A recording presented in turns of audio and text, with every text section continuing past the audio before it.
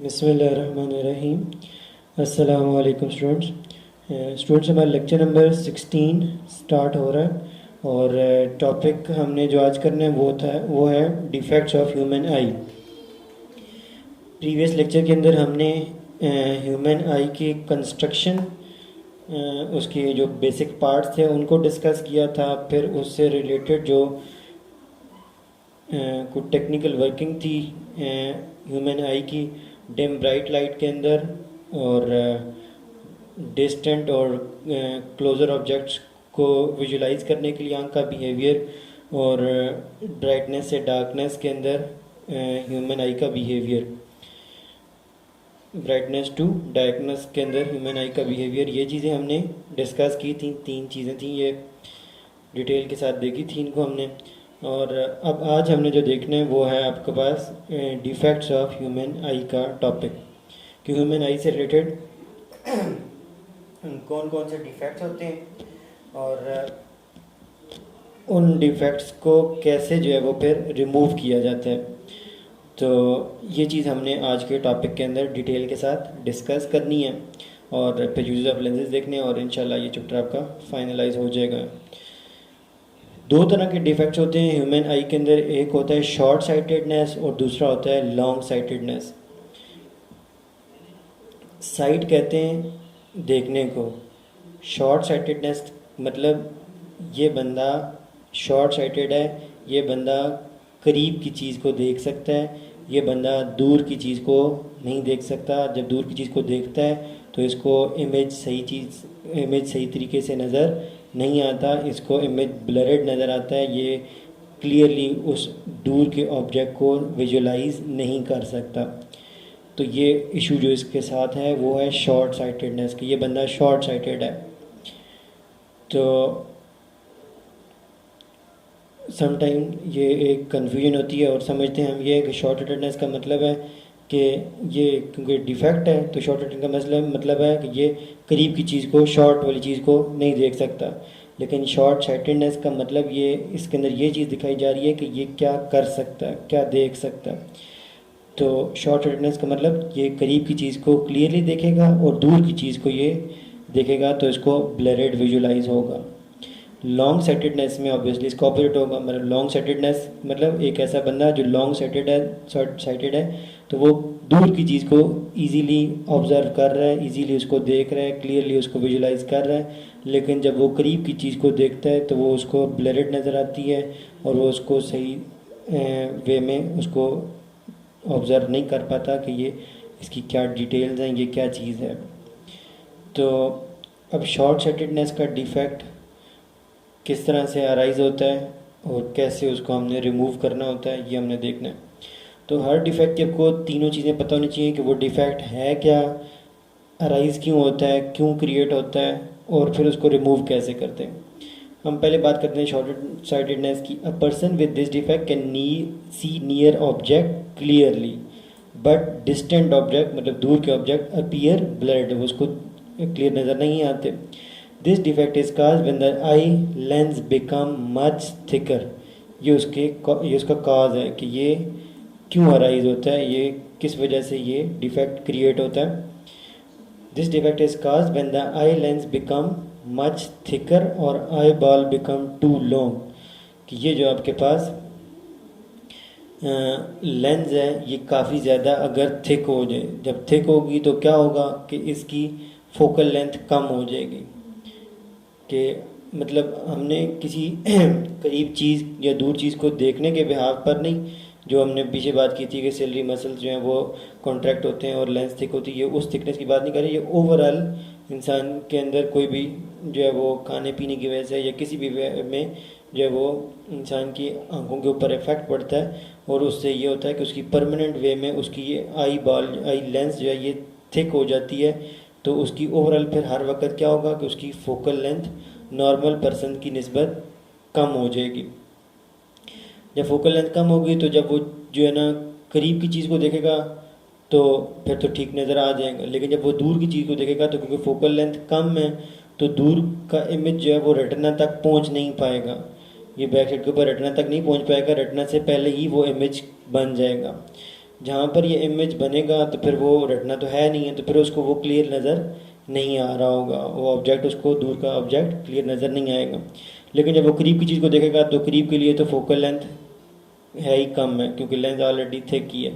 लेकिन दूर के लिए भी जितनी उसको थिन होना चाहिए वो उतनी थिन नहीं होगी, तो वो थिक रहेगी, तो जिसकी वजह से इमेज रेटिना तक नहीं पहुंच पाएगा। ये इसका कॉज था। This defect is cause when the eye lens become much thicker और eye ball become too long, the image of distant object is formed in the front of retina. तो ये इमेज फिर रेटिना तक नहीं पहुंचता बल्कि in front of retina बन जाता है and not at the retina itself. This defect is also called myopia. तो ये इस वे में भी आपको पता होना चाहिए कि लेट्स सपोज एग्जाम में पूछा जाएगा एक्सप्लेन मायोपिया, तो आपको ये ना पता चल रहा हो मायोपिया कहाँ पे पढ़ा था। This defect is also known as myopia and is corrected by using concave lens. इसके लिए हम क्या यूज़ करते हैं? Concave lens of suitable focal length. क्यों कनकेव लेंस यूज़ करते हैं? वो कनकेव लेंस हमने हम पढ़ा था कि लाइट को डाइवर्ज करती है, इकट्ठा होने के बजाय उसको स्प्रेड आउट करती है, बाहर की तरफ डाइवर्ज कर देती है। तो वो लाइट रेज जब इसमें से गुजरेंगी, डाइवर्ज हो जाएंगी, तो वो ऑलरेडी जिस जगह पर उन्होंने स्ट्राइक करना था अब वो उस जगह पर स्ट्राइक नहीं करेंगी। वो लेंस के ऊपर जब पड़ेंगी तो वो ऑलरेडी दूर दूर पोजीशंस के ऊपर वो लाइट रेज स्ट्राइक होंगी। जब दूर दूर स्ट्राइक होंगी तो क्या होगा कि वो फिर जहाँ पर उन्होंने मीट होना था वो अब उनकी बेंडिंग अभी भी होगी, लेकिन अब दूर से जब बेंडिंग होगी तो वो लाइट रेज मीट कहाँ पे होंगी? जाकर रेटिना के ऊपर जाकर मीट होंगी। तो इस कनकेव लेंस का ये हमें फ़ायदा हो जाता है कि फिर हम इसकी डाइवर्जेंस को इस्तेमाल करते हैं और लाइट रेज को स्प्रेड करके दूर मीट करवाते हैं, जो कि रेटिना तक पहुंच जाती है, फिर जो इमेज है वो रेटिना तक पहुंच जाता है। तो इस तरीके से कनकेव लेंस इमेज को रिमूव करती है। तो आपको ये डायग्राम भी साथ में बनानी है होमवर्क के अंदर, ये अपने टॉपिक एक्सप्लेन करने हैं सारे, होमवर्क कॉपी पे नोट डाउन करने, और डिफेक्ट्स ऑफ ह्यूमन आई और साथ डायग्राम भी आपने मेंशन करनी है, ड्रॉ करनी है। Long sightedness, a person having this defect can see distant object clearly but near object appear blurred. कि वो दूर की चीज़ को तो सही देखेगा लेकिन करीब की चीज़ को देखेगा तो उसको ब्लरिड विजुलाइज होगा। This defect is caused when the eye lens become thin. जब आंख जो है वो क्या होती है? थिन हो जाती है, हद से ज़्यादा। जिस तरह से वहाँ पर ऑपोजिट था कि हद से ज़्यादा थिक हो जाती है, तो यहाँ पर क्या हद से ज़्यादा थिन हो जाती है, ये उसका कॉज है। तो आपसे एग्जाम में अलग से कॉज भी पूछा जा सकता है मायोपिया या लॉन्ग साइटेडनेस का, और इसको हम हाइप्रोपिया कहते हैं। इस डिफेक्ट का दूसरा नाम हाइप्रोपिया, ये आपको पता होना चाहिए। तो ये कॉज क्यों हो रहा था? क्योंकि आई लेंस जितनी थिन होनी चाहिए नॉर्मल वे में उतनी थिन नहीं होती, बल्कि उससे ज़्यादा थिन हो जाती है। जब ज़्यादा थिन होगी तो जब थिन लेंस होती है उसकी फोकल लेंथ दूर होती है, जब वो दूर होगी तो वो जो है ना रेटिना पर इमेज पहुंचाने के बजाय बल्कि पीछे पहुंचा देगी। तो करीब की चीज़ के लिए फोकल लेंथ कम होनी चाहिए, लेकिन इसकी फोकल लेंथ क्योंकि ज़्यादा होगी तो ये फिर रेटिना से बिहाइंड पहुंचा देगी। लेकिन दूर की चीज़ के लिए इसकी फोकल लेंथ कम है तो वो एडजस्ट हो जाती है, फिर वो रेटिना तक पहुंच जाती है चीज़। लेकिन करीब की चीज़ के लिए फोकल लेंथ को कम होना चाहिए, लेकिन ये कम नहीं है। ये नॉर्मल वे में जितनी लेंस थिन होनी चाहिए और उसकी फोकल लेंथ जो है वो कम होनी चाहिए। तो ये आपके पास अब ये मतलब जितनी ये थिन ज़्यादा हो जाती है जिसकी वजह से इसकी फोकल लेंथ दूर हो जाती है। तो और जब इसकी फोकल लेंथ दूर हो जाती है तो ये इमेज रेटिना पे बनाने के बजाय रेटिना से बिहाइंड बना देती है। जिस तरह से वहाँ पर था कि वो इमेज वो ज़्यादा थिक होने की वजह से उसकी फोकल लेंथ कम हो जाती है हद से ज़्यादा, और वो रेटिना तक इमेज नहीं पहुँचा पाती।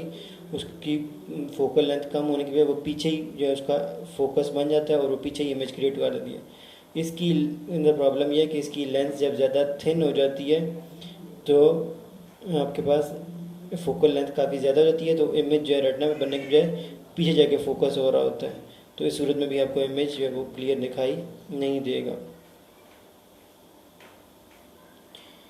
तो इस तरह से आपके पास जब आप करीब की चीज़ को देखते हैं तो आपके लिए जो है वो दिखाई देना आपके लिए डिफ़िकल्ट हो जाता है कि आपकी फोकल लेंथ ज़्यादा होती है, तो आपकी चीज़ जो है वो फिर पीछे चली जाती है, इमेज आपका पीछे बन जाता है। क्योंकि करीब की चीज़ के लिए फोकल लेंथ कम होनी चाहिए, दूर की चीज़ के लिए फोकल लेंथ ज़्यादा होनी चाहिए। तो ये करीब की चीज़ के लिए अगर फोकल लेंथ ज़्यादा हो रही है तो फिर ये इमेज आपका रेटिना पर नहीं बनेगा बल्कि बिहाइंड द रेटिना क्रिएट होगा। तो ये उसके मेन काज हैं कि उसमें जो है वो लेंस थिक होती है, फोकल लेंथ कम हो जाती है, इमेज क्लियर नज़र नहीं आता। इसके अंदर लेंस थिन हो जाती है और जो है वो फोकल लेंथ बढ़ जाती है और इमेज रेटिना के बिहाइंड चला जाता है। इस वजह से करीब की चीज़ जो है वो उसका image back side the retina बन रहा होता है। अब इसको रिमूव करने के लिए हम क्या यूज़ करते हैं, कन्वेक्स लेंस। कन्वेक्स लेंस क्या करती है, लाइट रेज को इकट्ठा करती है। तो ऑब्जेक्ट और आंख के बीच में हम कन्वेक्स लेंस मतलब जो ग्लासेस यूज़ करते हैं तो उसके अंदर हम जो है कन्वेक्स लेंस यूज़ कर रहे होते हैं। तो वो कन्वेक्स लेंस फिर लाइट रेज को जो दूर जाकर उस पर लेंस पर स्ट्राइक हो रही थी उनको हम कन्वर्ज करते हैं और वो करीब करीब मीट करती हैं। जब लेंस के ऊपर पड़ती हैं तो इस जगह के ऊपर वो लेंस के करीब करीब लेंस में आपस में करीब करीब होती हैं। जब वो करीब करीब होती हैं तो फिर उनका दूर मीट होने का चांस नहीं होता, वो मीट भी फिर जल्दी हो जाती हैं। जल्दी से मतलब ये कि कम डिस्टेंस के ऊपर मीट हो जाती हैं, तो वो रेटिना के ऊपर उनका फिर एक क्लियर इमेज बन जाता है। इस तरीके से कन्वेक्स लेंस जो है वो उसको आंख को एड प्रोवाइड करती है, हेल्प प्रोवाइड करती है, असिस्ट करती है कि वो इमेज जो है वो जो दूर बन रहा है उसको कम पोजीशन के ऊपर लेकर आ जाती है। तो इस तरीके से ये हाइप्रोपिया का डिफेक्ट जो है वो कन्वेक्स लेंस के थ्रू रिमूव होता है और मायोपिया का डिफेक्ट जो है वो कनकेव लेंस के थ्रू रिमूव होता है। अब लास्ट में जो इसके यूजेस हैं वो बहुत क्लियर से हैं कि हम इनको स्पेक्टेकल्स में यूज़ करते हैं, अभी सारी डिस्कशन हुई है। और दूसरी चीज़ क्या है कि आप वाइडली यूज़ करते हैं कनकेव लेंस, ज़्यादातर हम कन्वेक्स लेंस यूज़ कर रहे होते हैं। क्योंकि कन्वेक्स लेंस का मेन काम क्या है कि कन्वेक्स लेंस ने लाइट को इकट्ठा करना होता है, कन्वर्ज करना होता है, एक पॉइंट के ऊपर लाइट को लेकर आना होता है। तो अब आपके पास ख़ास तौर पर ये होता है कि जब आपके पास कुछ सर्किट्स होते हैं, इलेक्ट्रॉनिक सर्किट्स, जिनके अंदर आपके पास सर्किटरी जैसे मोबाइल की सर्किटरी होती है तो वो बहुत माइन्यूट स्केल के ऊपर आपको देखनी पड़ रही होती है। तो उसको फिर आंख से देखना जो है वो डिफ़िकल्ट हो रहा होता है। तो फिर हम क्या करते हैं, वो देखना क्यों डिफ़िकल्ट होता है कि क्योंकि किसी भी चीज़ को देखने के लिए आपको लाइट की ज़रूरत पड़ती है। तो अब जब आपके पास कोई चीज़ बहुत छोटी है, उसकी डिटेल्स आप देखना चाहते हैं तो आपको लाइट की ज़्यादा ज़रूरत पड़ेगी, ज़्यादा उस पर लाइट पड़ेगी तो वो चीज़ आपको क्लियरली विजुलाइज होगी। तो ज़्यादा लाइट के लिए फिर हम क्या करते हैं कि कन्वेक्स लेंस को यूज़ करते हैं कि वो कन्वेक्स लेंस लाइट को इकट्ठा करती है। आप अगर कभी इलेक्ट्रॉनिक शॉप के ऊपर जाएं तो वहाँ पर उनके पास एक लैंप होता है, उस लैंप के ऊपर लाइट होती है और उसके नीचे जो है वो कन्वेक्स लेंस लगी होती है। तो और वो ऊपर से उसको देख रहे होते हैं सर्किटरी को थ्रू द लेंस। तो उससे फिर वो ज़्यादा लाइट जब एक पॉइंट के ऊपर फोकस होती है तो उसको क्लियरली विजुलाइज कर सकते हैं वो, और फिर वहाँ पर जो भी उन्होंने वर्किंग करनी होती है, जो भी पार्ट्स का ख़राब होता है उसको जो वो रिप्लेस है वो इजीली फिर वो कर पाते हैं। क्योंकि अगर नज़र नहीं आएगा तो फिर वो किसी सही तरीके से उसको ना रिमूव कर पाएंगे, ना उसको रिप्लेस कर सकते हैं, ना उसकी जो वायरिंग है उसको जो वो कनेक्ट कर सकते हैं। तो बहरहाल कन्वेक्स लेंस ज़्यादातर हम डेली लाइफ में यूज़ करते हैं, लेकिन कनकेव का भी आप यूज़ देख चुके हैं कि कनकेव जो है वो शॉर्ट साइटेडनेस के डिफेक्ट को रिमूव करने के लिए यूज़ होती है। इसके अलावा कॉन्टैक्ट लेंसेज यूज़ होती हैं, वो बहुत ज़्यादा पॉपुलर भी हैं। तो जैसे एक ट्रांसपेरेंट सी स्किन होती है और वो आँख के ऊपर इजीली जो वो अटैच हो जाती है। These are very light and flexible contact lens of different colours are use in eye. फिर इसके अलावा आप कैमरा के अंदर लेंस यूज़ करते हैं, आप बाइनोकुलर्स के अंदर लेंस यूज़ करते हैं। डेली लाइफ में आपको बहुत सारे यूज़ नज़र आएंगे जहाँ पर आप कनकेव लेंस और कन्वेक्स लेंस को यूज़ करते हैं। मेनली कन्वेक्स यूज़ होती है, लेकिन कुछ जगहों पर कनकेव भी यूज़ होती है। तो ये थे आपका चैप्टर नंबर 10 लाइट का। अब इसकी जो आपकी डिटेल्स हैं आपको सही फ़ायदा इसका तभी होगा जब आप इसकी सारी डिटेल्स के साथ इसकी एक्सरसाइज को करेंगे। बहुत सारी चीज़ें आपको मे बी जो है वो अभी कुछ जगहों पर इशू भी आ सकता है, तो लेकिन उनसे आपको घबराने की ज़रूरत नहीं है, आपको जो है वो बॉदर करने की ज़रूरत नहीं है। आप जस्ट जो है वो उन पॉइंट्स को मार्क कर लें कि ये चीज़ हमने एक्सरसाइज कर रहे थे तो हमें इशू आ रहा था, आप नोट करके लेंगे क्लास के अंदर, तो हम उसको टाइम उसके ऊपर यूज़ करेंगे, यूटिलाइज़ करेंगे और उसको डिस्कस करेंगे सबके साथ और उसको जो है वो सॉल्व करेंगे।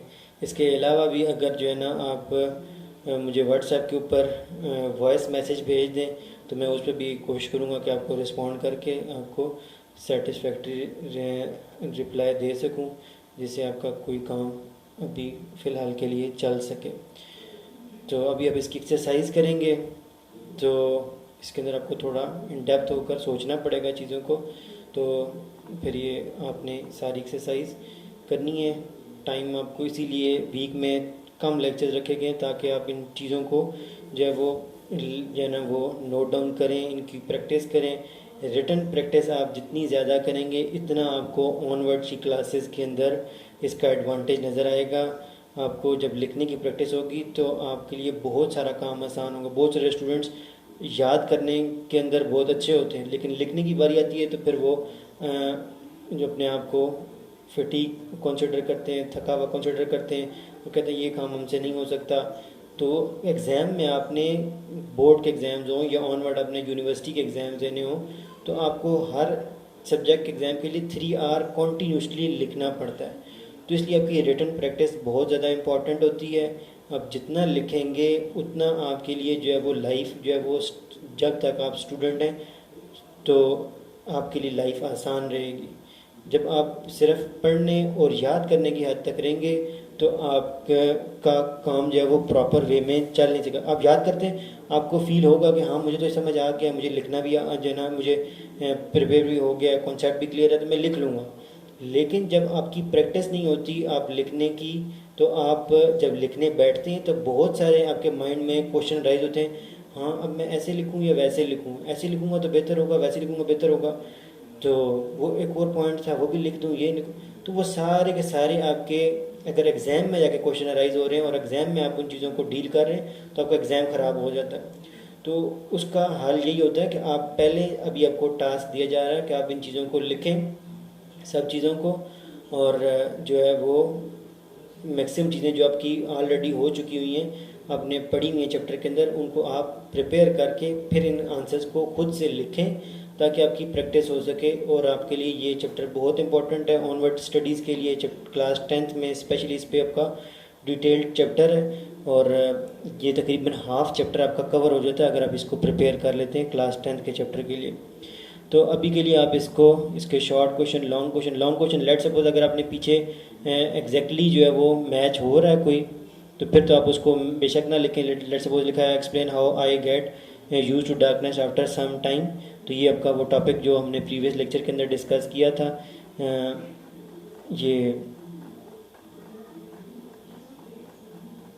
ये वाला topic how I get use to, ये अगर आपने यहाँ पे लिख लिया तो फिर आप वहाँ पर ना लिखें। लेकिन अगर आपके पास लेट सपोज कोई ऐसा क्वेश्चन है जिसको आप पहले नहीं सॉल्व कर चुके हुए तो आपने उसको एक्सरसाइज के अंदर ज़रूर सॉल्व करना है, तो कोई चीज़ आपकी स्किप नहीं होनी चाहिए चैप्टर में। लेट सपोज ये लास्ट क्वेश्चन है कैमरा और ह्यूमन आई के बीच में क्या रिजेंबलेंस है, क्या सिमिलरिटीज़ हैं, क्या डिफरेंसेस हैं, तो इस तरह की चीज़ें आप ज़रूर जो है ना इनको आपने आंसर करना है। मैं मार्क नहीं कर रहा कि कौन सा आपने करना है कौन सा नहीं, आपने खुद से अपना माइंड यूज़ करना है कि कौन सा टॉपिक आप ऑलरेडी लिख चुके हैं, कौन सा आपने नहीं लिखा हुआ, तो आपने खुद से उसको कंप्लीट करना है अपने होमवर्क को। कोई चीज़ आपकी होमवर्क की स्किप नहीं होनी चाहिए। तो इंशाल्लाह हम नेक्स्ट लेक्चर के अंदर नेक्स्ट चैप्टर स्टार्ट करेंगे, चैप्टर नंबर 11। अभी के लिए अल्लाह हाफिज़, वस्सलाम।